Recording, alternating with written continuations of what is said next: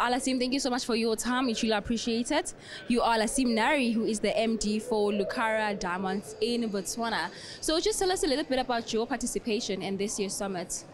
Okay, so I was one of the speakers in this year's summit, and we also sponsored the event as well. So it was a privilege to actually sponsor this event, looking at the phenomenal women that have come across, you know, the young and the wise as well. So we had an array of women talking here today. So I think, you know, definitely from a sponsorship perspective, money well spent, and also just, you know, bringing the women from our organization to see the spectacular women that came on stage and the phenomenal women that we're interacting with. It's just, what an amazing event. So just when I was doing my research, just 16% of women are in the mining workforce. Why is that happening? What's the strategy to recruit more women and just bridge the gender address gender transformation in the workplace? Thanks for that question. It's a very, very good question, Palesa. But I'm going to start off with when I started, okay? Took me 17 years to get to where I am. 16 is a good number for now. I'll tell you why. You know, we're always a gender diverse sector. A lot of women in the sector. Diversity was great, but there was no inclusion, right? And the workforce was obviously less than the 16%. Diversity definitely there. But what's important is inclusion, right? We talk about diversity, which is what you see. Inclusion is what you feel.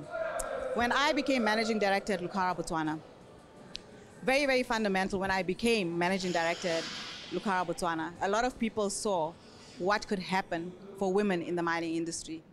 It opened up a floodgate of women coming through to actually interview for jobs that they never ever wanted to interview for.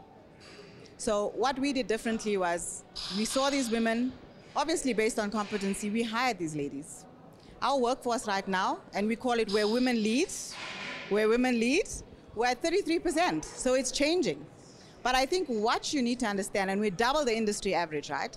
We need to do a lot more work around it, and I'll tell you what is being done at this point in time. But what's important is, you know, we talk about diversity. You know, I'll talk about the Namibian stats as well. 50% of their working population in the mining industry is women. But they don't have women at the C-suite.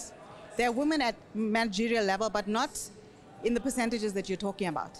Because we have diversity in the industry, but inclusion is lacking. And I always say it's that, you know, you go to you're invited to a party, but you're not invited to the dance floor to dance. Sure. So that's the inclusion that we're missing right now in the industry, but it's changing, and it's changing really, really quickly. And we are the shining examples of that, because you're seeing that in our organization. One of the key things that has come out is we are allowed, well, as the managing director, I'm allowed to change policy in the organization. And it's game changing, because we've moved a simple thing like maternity leave from 3 months to 6 months, full pay for women. But we've taken the men along because we can't survive without our men, our progressive men. We've given them paternity leave, 1 week. This never existed in Botswana. We brought it to Botswana. It has existed in other countries, so we've taken that. And we're now becoming inclusive in the way we do things. And it's not just females, it's definitely males as well.